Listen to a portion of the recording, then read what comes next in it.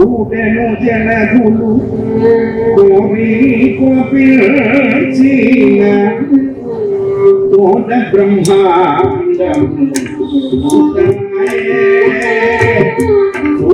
పాదలం చుచ్చబలి పాదలం చుచ్చబలి కూడిన కౌరవ కులమున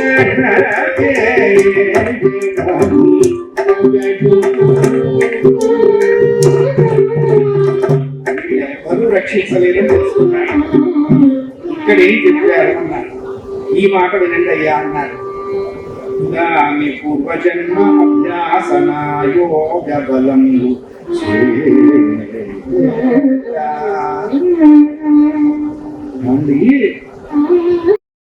ఇలా ఏడుస్తుంటే అది కొడుతుంటే దెబ్బలు కొడుతుంటే చచ్చేది కావు దెబ్బలు కొడుతుంటే వెళ్ళాలి రక్షించకపోతే ఒసే పంకజం, ఒసే ఇందుమతి, ఒసే ఇందువదన, ఒసే చంద్రప్రభ, ఓసే సూర్యమిత్ర అని పిలవాలిగా. పిలిచిన వాడు రావట్లేదుగా. ఇప్పుడు ఏమైంది అంటారు. వీళ్ళందరూ నన్ను రక్షిస్తారు అనుకోవటం కేవలం చిల్లి పడ్డ పడగలో ప్రయాణం చేయటం లాంటిది అనుకున్నాడు. అంటే మిగతా వాళ్ళకంటే ఒక మెట్టు పైనే ఉన్నారు అని చెప్పారు శాస్త్రులు. ఎందుకున్నారండి అంటారు.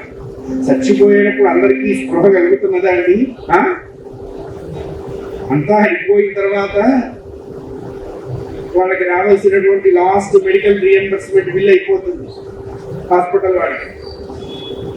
వాళ్ళు వదిలేస్తారు. అయిపోయింది, ఎందుకు ఇక్కడ ఉంచుకోవటం, ఫ్యాన్ దండగా అని పంపించేస్తారు. హోప్స్ వదిలేస్తారు, ఇంటికి తీసుకెళ్ళి అప్పటికే ఇంటి దగ్గర టెంట్ వేసేస్తారు.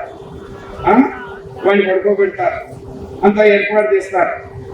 వాడికి మొదలవుతుంది. అప్పుడు సినిమా. ఇంతవరకు 10 లక్షల మంచం మీద పడుకోబెట్టారు. ఇప్పుడు చచ్చిపోతే మంచం పనికిరాదని చెప్పి పాత సాట వేస్తారు. పాత సాట కొత్త సాట పడుతుంది. వాడి దరిద్రం అది.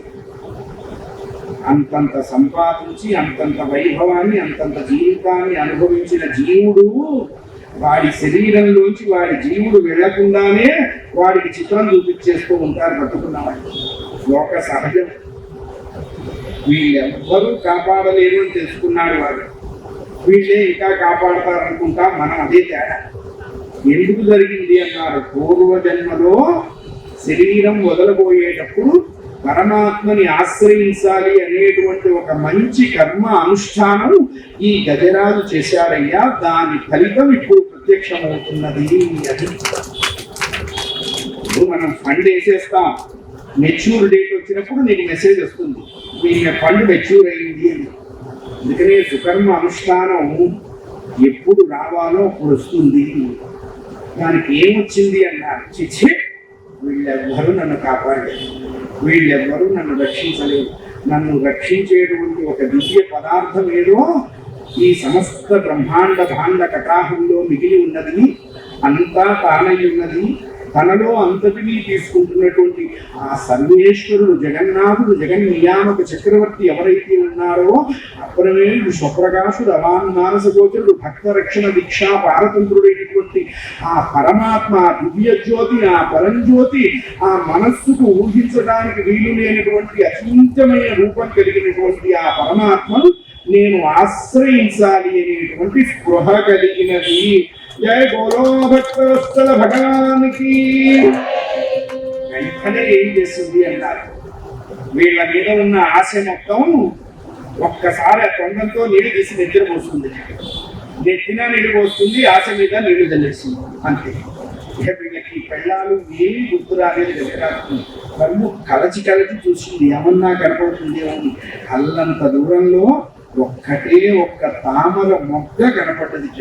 ఏమండి, 1000 సంవత్సరాల భీకర యుద్ధం జరిగిందే, అట్లాంటి 1000 సంవత్సరాల యుద్ధంలో ఆ తామర మొగ్గ ఎలా మిగిలి ఉన్నది? భగవంతుడు మిగిలించాడు కాబట్టి మిగిలింది. ఆయన వాడి దయ ఉన్నది, వాడి అనుగ్రహం ఉన్నది. మూకం కరోతి వాచారం పంగుం లంఘయతే.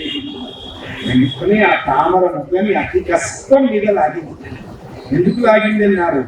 2 కాళ్ళు కదలనీయకుండా అడ్డం చేరి ఈ వెనక రెండు కాళ్ళని ఇలా పట్టి నొక్కింది తండ్రి మకని, పట్టేసి నొక్కి. ముందు రెండు కాళ్ళు మాత్రమే ఏనుగు స్వాధీనంలో ఉన్నాయి, వెనక రెండు కాళ్ళు మొసలి దంతాల మధ్యపడి నలుగుతూ చాలా చిత్రహింస అనుభవిస్తూ ఉంటే, హింస గజరాజు శరీరానికి మాత్రమే తగులుతున్నదన్నారు. కారణం ఏమిటి అన్నారు? మనస్సు పరమాత్మకు అర్పిస్తున్నదయ్యా. మనస్సు ఎప్పుడైతే పరమాత్మ వైపు తిరిగిందో శారీరక హింస గజరాజుని ఏమీ చేయలేకపోయింది అన్నారు. ఏం చేస్తున్నది అన్నారు? ఆ తొండంతో తామర మొగ్గ తీసి అలా పైకి విసిరేసింది. విసిరిన మొగ్గతో మనస్సు కూడా వెళ్ళిపోతున్నది. ఎక్కడికి వెళుతున్నది అన్నారు? దానికి మాత్రం తెలుసా ఇక్కడికి వెళ్ళాలి అని. ఎక్కడికి వెళ్ళాలో తెలియకపోయినప్పటికీ ప్రయాణం సాగిస్తూ ఉన్నది. జీవులు కూడా అదే చేయగలరు. ఎక్కడికి వెళుతున్నది? ఎవరి చేతలకు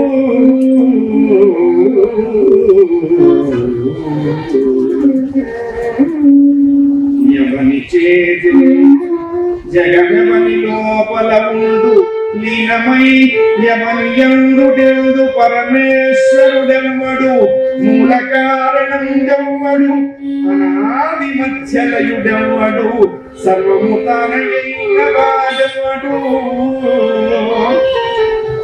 ప్రభో, ఈ సమస్త చరాచర జగత్తు ఎవరి వల్ల ఉద్భవిస్తున్నదో, ఎవడు ఈ సమస్త ప్రకృతికి సృష్టి స్థితి లయాలు చేస్తూ ఉన్నాడో, సర్వకర్మలకు సర్వధర్మాలకు సాక్షీభూతంగా ప్రకాశిస్తూ ఉన్నాడో, ఇంత విస్తృతమైనటువంటి జగత్తుని కేవలం లీలా మాత్రం చేత సృష్టించి ఆ సృష్టిలో తన వంతు కర్తవ్యాన్ని ఏది ఒంటికి అంటించుకోకుండా ఎవడు నిలబడుతున్నాడో, అందుకనే పరమాత్మ చేసేది లీల అన్నారు, మానవుడు చేసేది కర్మ అన్నారు. లీలకి కర్మకి ఏమిటండి తేడా అన్నారు?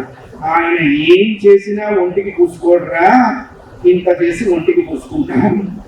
ఒంటికి పూసుకోకపోవటం లీల, పూసుకోవటం కర్మ, అంతే. ఈ లీలా విభూతి, అందుకనే భాగవతాన్ని లీలా స్కంధము అన్నారు, ఉపాసనా స్కంధము అన్నారు, జ్ఞాన స్కంధము అన్నారు, భక్తి స్కంధము అన్నారు, వైరాగ్య స్కంధము అన్నారు, మోక్ష స్కంధము అన్నారు. ఇన్ని స్కంధాలు నిజంగా భాగవతంలో ఉన్నాయా అంటే అన్నారు.